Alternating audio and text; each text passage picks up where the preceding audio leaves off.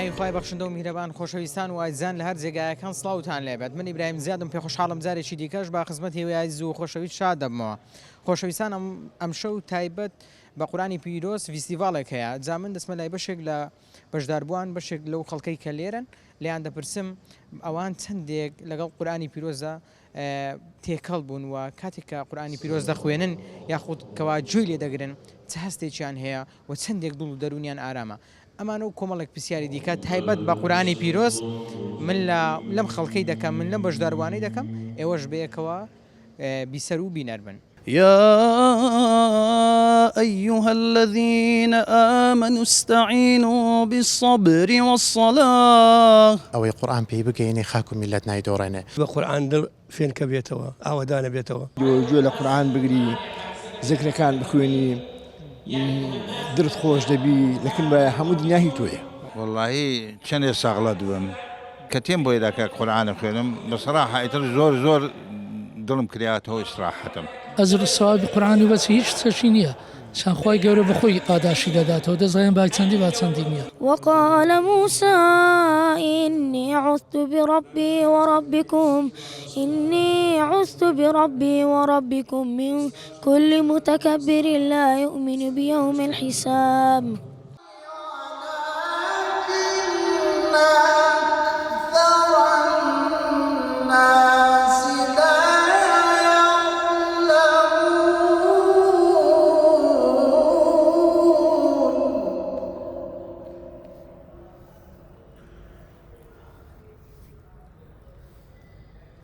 قل إنما علمها عند الله ولكن أكثر الناس لا يعلمون.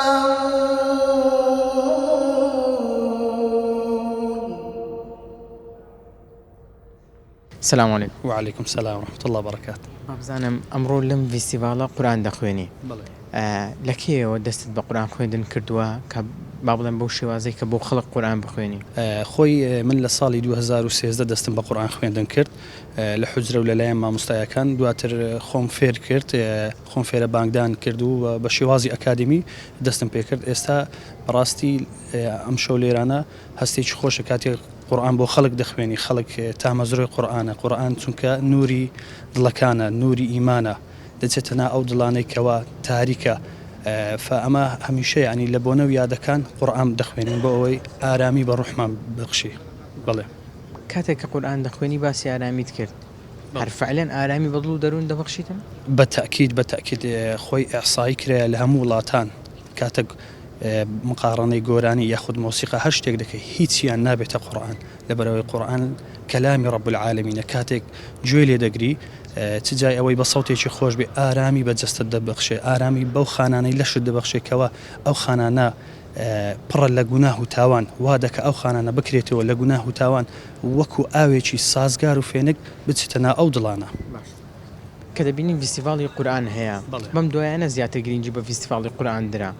چەند گرنگە خەڵک منداڵەکانی خۆی بە تایبەتی کوڕەکانی بهێنێ بۆ مزگەوت، بهێنێ بۆ فیستیڤاڵانە بۆی ئاشنایان بکە و لە نزیکەوە گوێ لە دەنجی ئەو قورآن خوێنە کوردانە بێتن. خۆی زۆر گرنگە، بەس بەڕاستی ینی پێویستە ئێمە پەرە بە قورآن بدەین و منداڵەکانمان پەروەردە و هەمیشە فێریان بکەین کەوا لە مزگەوتەکان دەرسی قورآن هەبێت، چۆن ئێمە دەیان نێرین بۆ خوێندن. قورآنیش بەشێکە لە ژیانی مسلمان، هەر تاچێکی مسلمان پێویستە بابەتی قورآن و بابەتی دینداری فێر بکرێت لەلایەن مامۆستایانی بەڕێزەوە کەوا لە مزگەوت دەکرێتەوە. ئەمە هەمیشە هەوڵماندایە خەڵکانێک فێر بکەین، بە تایبەتی چینی منداڵان، چونکە چینی منداڵان زۆر گرنگە. وا دەکات پەروەردەیەکی باش، پەروەردەیەکی چاک، چونکە قورآن وا لە کەسانە دەکات بەیانی دوو بەیانی دەبێتە کەسێکی گەورە، کەسێکی تەندروستی لێ دەردەچێت، هەم لە ڕووی فکری، هەم لە ڕووی ئەخلاقی، هەم لە ڕووی ئەدەبی. و بۆیە پێویستە قورآن زۆر گرنگی پێ بدرێت بۆ منداڵەکانمە. و سەبارەت بە پرسیاری دووەمت، ئێمە بەڕاستی لەو چەند ساڵی ئاخیر گرنگی پێدرا لە بۆنەو یادەکان بە تایبەتی قورآن خوێنە نێودەوڵەتیەکانی خۆمان کوردەکان ئێمە جێگای دەستخۆشی هەمیشە دڵخۆشین کاتێک گەنجێکی مسلمان گەنجێکی کوردی بە ئەزمون دەبینین کەەوە قورآن دەخوێنێت لەو بۆنەو یادانە ئێمە زۆر دڵمان خۆش دەبێت پێویستە دوور بکەوینەوە لەوەی کەەوە قورآن خوێنە نێودەوڵەتیەکان بێنین لە وڵاتانی ترەوە پێویستە پەرە بە گەنجانی خۆمان بدێ و هەمیشە دەستخۆشیان لێ دەکەین. ئێستا دەمەوێت چەنایەتێکم بۆ خوێنی لە کامەی بەدڵی خۆت بەڵام چەنایەتێکمان بۆ بخوێنە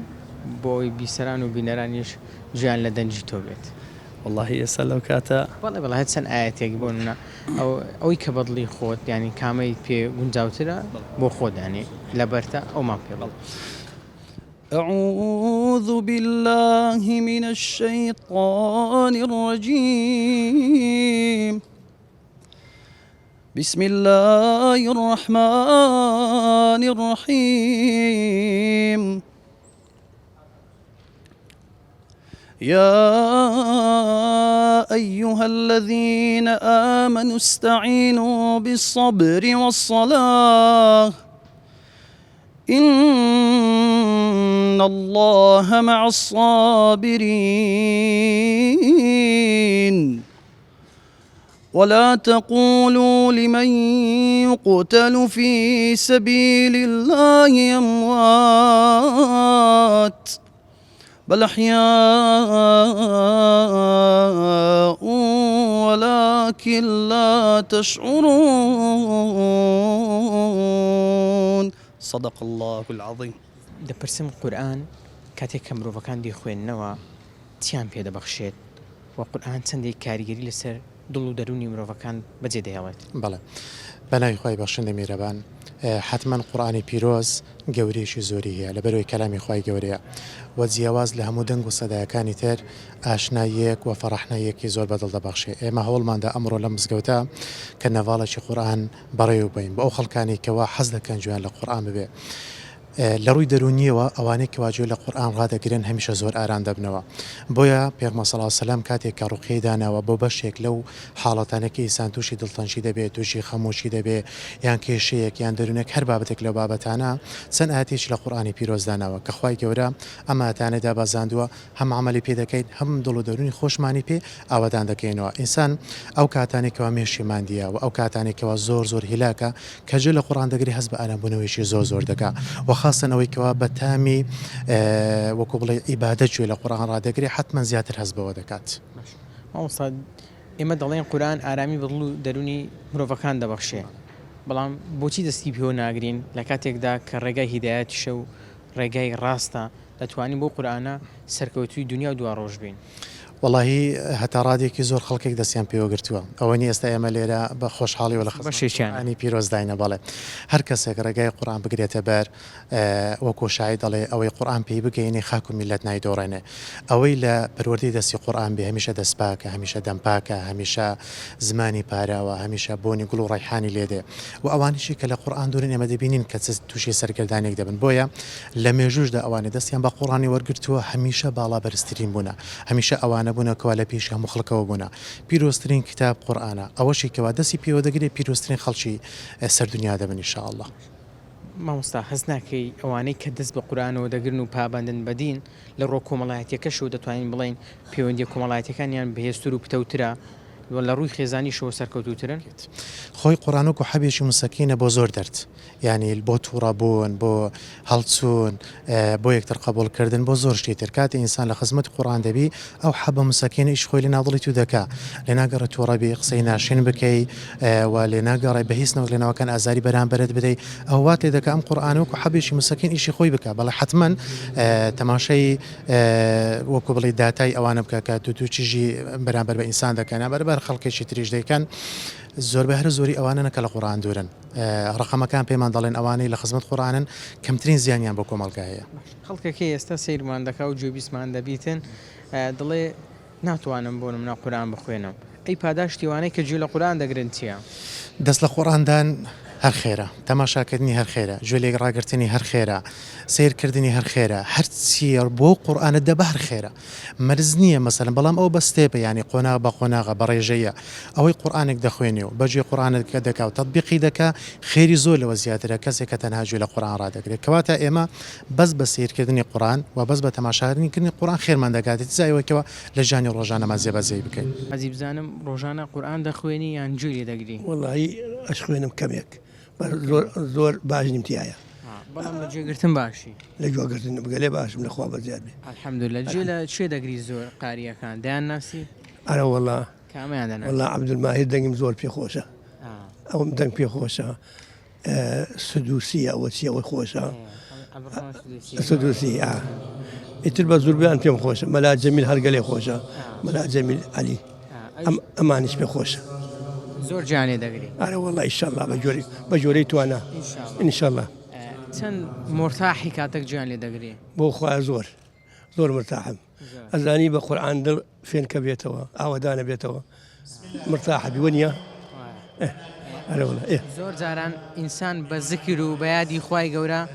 دڵی ئارام دەبێ وایە خوای گەورەش دەفەرمێ بە یاد و زکری خوای گەورە دڵەکان ئارام دەبن بەڵێ ڕاستەکەی زۆر ڕاستە ئەرە والله زۆر ڕاستە مام حازی ئەو تەسبیحەی دەستت دەبینم ئەوە زۆر سڵاواتی پێ لێ دەی وڵی تر هەموو زیکرەکانی بکەم سەڵاوات و الحەمدولله و سبحان الله و ئیتر هەچی بەدەمما بێ هەچی بۆ بکرێ ئەرە والله چەند گرینگە ئێمە کە ساڵێکیش تێدەپەڕێنین دەگەینە سارشکە مڕاجعای خۆمان بکەین ئەو گوناعانەی کە کردیتمان ساری داهاتوو نەیکەین وەڵی زۆر گرینگە ئەگەر ئەوەمان بۆ بکرێ ئەگەر شەیتان وازمان لێ بێن ئەوە شتێ باشە وەنیە ئەرۆڵە ئیشەڵا ئەبێ ساڵ لە ساڵ باشتر بین وەنیە خاتن کە ڕیشە سپی بوو تەواو ئیتر ئەوە نیشانەی ئەوەی ئەڕۆی وەنیە مووی سپی قاسیدی مەرگە بۆ خەبەردان هاتووە ئەجا ئەوەی تریە لێ نازان بێ خەبەر ئەوە چیە ئەوە نادان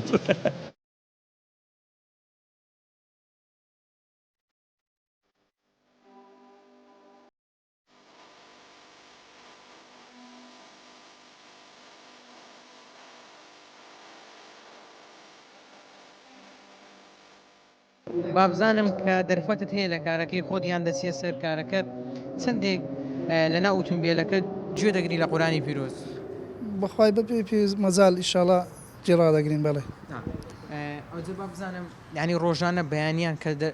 دەچی بۆ کارەکەی خۆت هەموو بەیانێک گوێ دەگری بەخوای زۆربەی بەیانیان بەڵێ چەندێک لە ڕووی دەروونەوە ئاسوودەی هەز بە ئاسوودەی دەکەی بەڵێ تەبعاً ئەرێوڵا زۆر وردەکان سەرەتا مەسەلەن سبەیناکە وردەکان لێ دەی زۆر ینی مەسەلەن هەز بە ئاسوودەی دەکەی بەڵێ کە زیکرەکان لێ گوێ دەگری هەز دەکەی ئاسوودەی بەڵێ ئەرە تەوان ئەرێوڵا یعنی ڕنگدانەوەی دەبی لەسەر ئیشەکەت ئەو ڕۆژی هەز بە مرتاحی بکەی هەز بە بەرەکەتی خوای گەورە بکەی بەرێ وەڵا فەرقی زۆرە بەڵێ ینی ئەو فەرقەت هەست پێ کردیە بەرێش ئەرێوڵا باشە چەند گرینگە خەڵک بە تایبەتی لەم کاتانە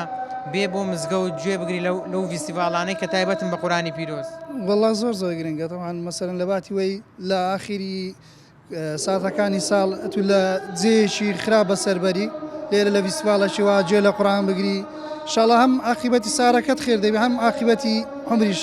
لە خێر دەبی ئینشاڵڵا دەستپێشی ساڵی نوێت بە گوێگرتن لە قورئان و بەیادکردنەوە بەسەر دەبێ زۆر میمە بەڵێ ئەدی سەرەتای ساری نوێ مەسەلەن لە پرۆسەکی وا بەشداربی نەک لە کارێکی خراپ و جێیەکی خراپ مام بزانم چەندی لە قورئان دەگری بەرێ زۆر گوێ دەگری بەڵێ چەند دڵت پێ خۆشە زۆر پێم خۆشە دڵم پێ خۆش دەبیتن دڵت پێ خۆش دەبی بەڵێ زۆر بە قورئانی دڵم زۆر خۆت پێ خۆش دەبی هەموو ڕۆژێ گوێ دەگری بەڵێ هەموو سبەینان بە خۆم دەخینم و لێشە دەم الحەمدولillah بە خۆت دەیخوێنی بەڵێ دەخوێنم و لە یوتیوبیش لێ دەم باشە زیکرەکانیش بە باشی گوێ دەگری هەمووی زیکرەکانم بەڵێ کەواتە ئەو زیکرانە و ئەو قورئان خوێندنەوەی کردی دڵت ئاسوودە بی بەڵێ زۆر ئاسوودەم پێوە ئەو ڕۆژە هەز دەکەیتەوە بەرەکەت لە ژیانت هەیە بەڵێ دڵت مرتاع دەبی کاو کاتەی زیکرەکان و قورئان دەخوێنی فکرت سافە بی دڵت خۆشەوی فەرحەت دەکەوتە ناو دڵت چەند پێ دوای ئەوانەی دەست بە قورئانەوە دەگرن لە ژیاندا سەرکەوتوونە ئەوانەی کە دەست بە قورآن دەگن و سنەتەکانی پێغەمبەر صلی الله علیه وسلم جێبەجێ دەکەن زۆر مرتاعن زۆر سەرکەوتونە لێ بەرێ دنیا و قیامەتیش دنیا و قیامەت بەڵێ دنیا و قیامەتیش دڵخۆشن لە دنیا زۆر دڵخۆشن لە قیامەتیش ئەجر لای ڕەب العالەمینە چەندێک پێ دوای ئەوانەی دەستیان بە قورآن نەگرتیا سەرڕۆ بوونە سەرگەردان بوونە ژیانیان پڕ بووە لە خەم و خەفەت وەڵای ئێمە داوا دەکەین ئیشاءڵڵا خوای گەورە هیدایەتیاندا دڵیان چا دەکاتن بۆ ئەوەی بگەڕێنەوە لای ڕەب العالەمین قورآن و سنەتەکانی پێغەمبەر صلی الله علیه وسلم تعالی سەلم دوعاکان بابزانم حەجت کردیان نەکردیان نەچوومە حەجێ حەزت لێ بچی ئیشاءڵڵا دەچین ئیشاءڵڵا دوعای بکە بەشکەم خوا دەکاتە قسمەت نانە ئیشاءڵڵا قسمەتمان دەبێ ئەگەر نەچی حەجەش ڕۆژی جومعە کە دەچێ خودبەی یاخود دەمینێەوە لە مزگەوتێ ئەو هەر بە عەمرە و حەجە کیلۆت حیسابە وایە نا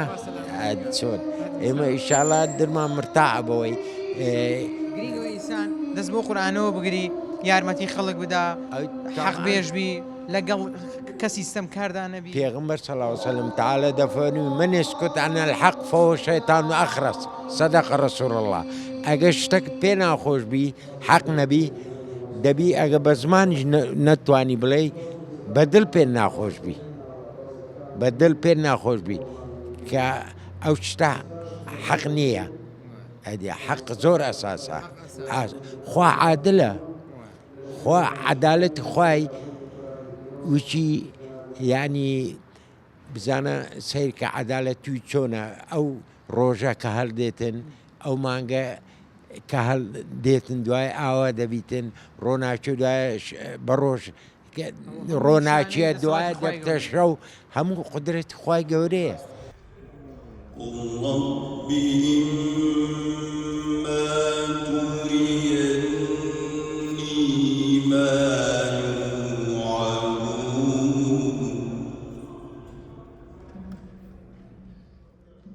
بابزانم لەگە قورئانی خوین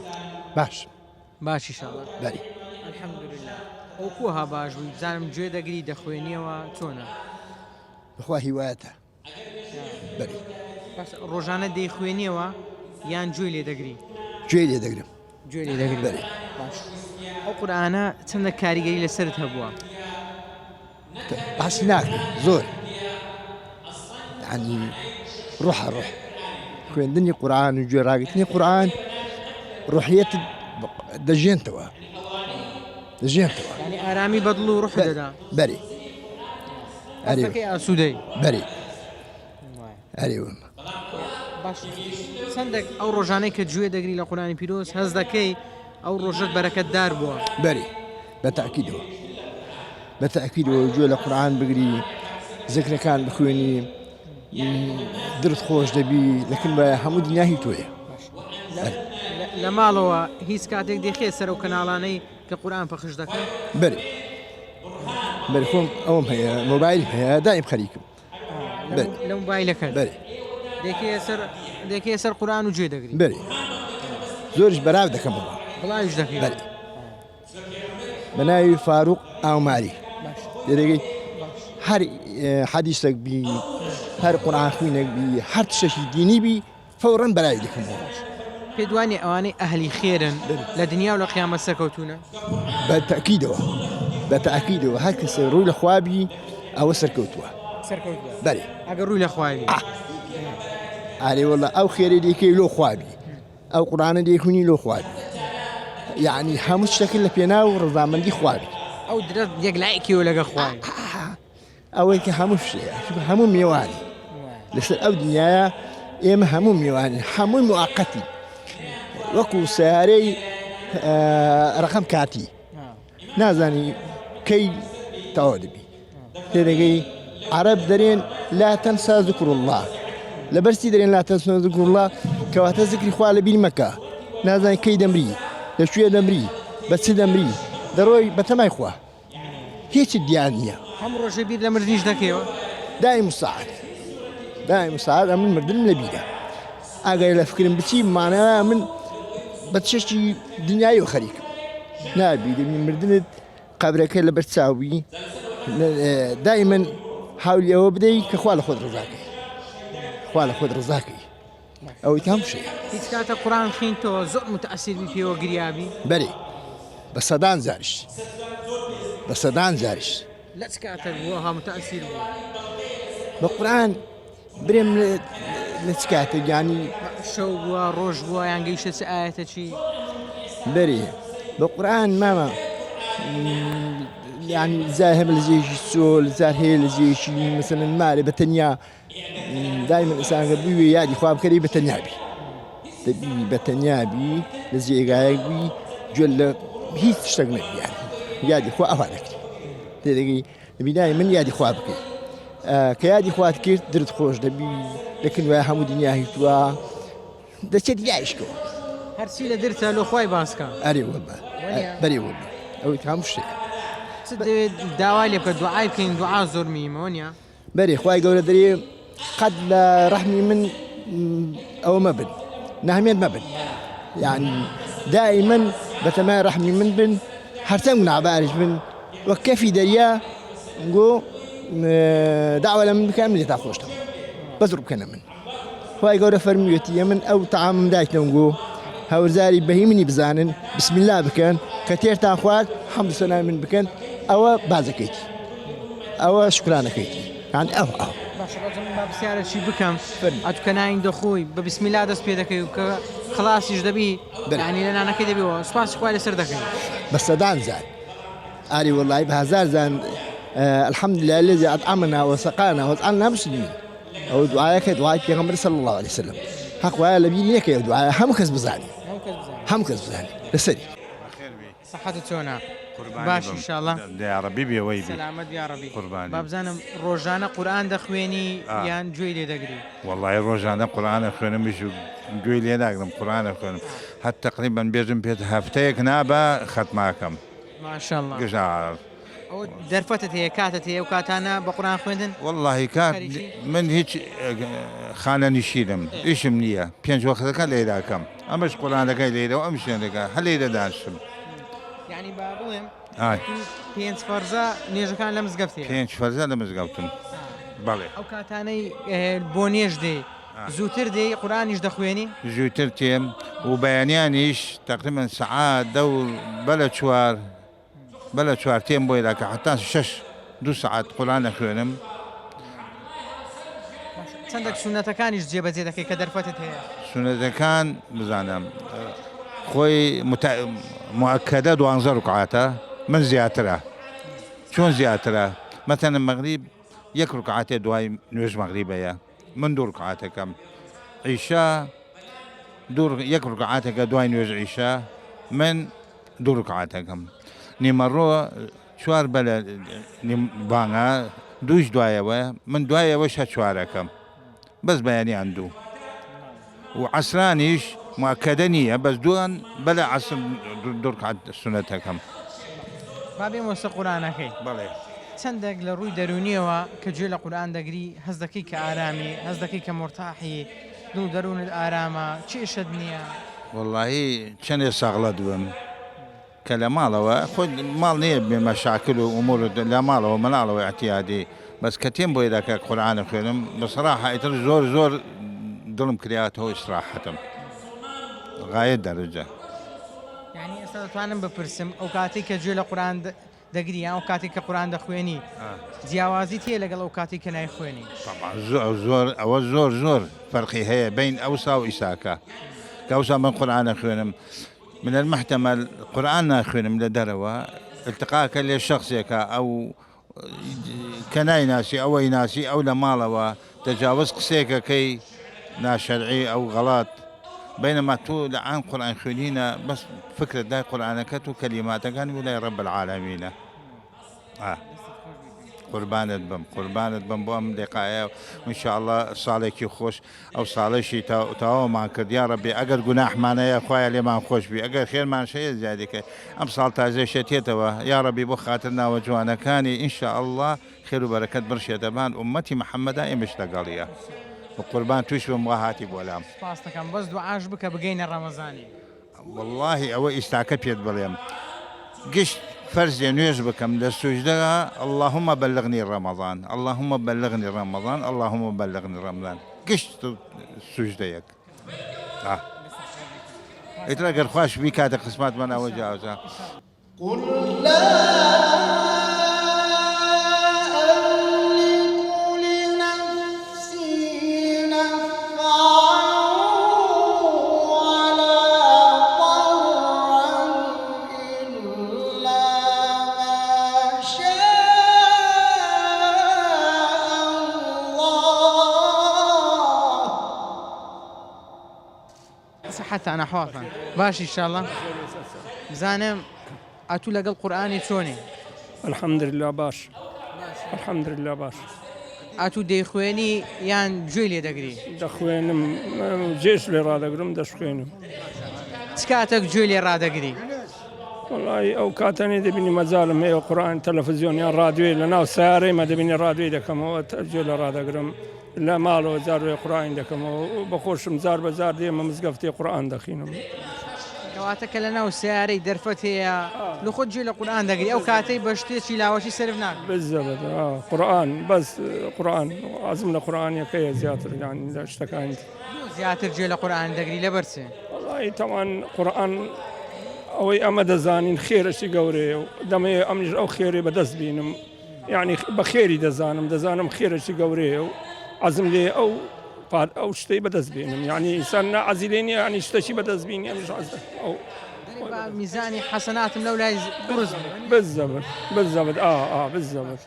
ئەدی وەچی گوێ دەگری لە ڕووی دەرونیەوە کوی درت چ دەرێەوە الحمد لله مرتاحم زۆر بە قورآن زۆر مرتاحم زۆر ئەی چەندێک مندارەکان پێت گوتینە بڕۆ قورآنی بخینن خۆتان بە قورآنەوە خەریککەن زۆر نا هەمیان لای دینیان بە قووەتەوە پێویستیان بە منی الحەمدولله شەهادە و شتێ خوێندن بیریان بینیەوە بەبیر هینانەوە تەبان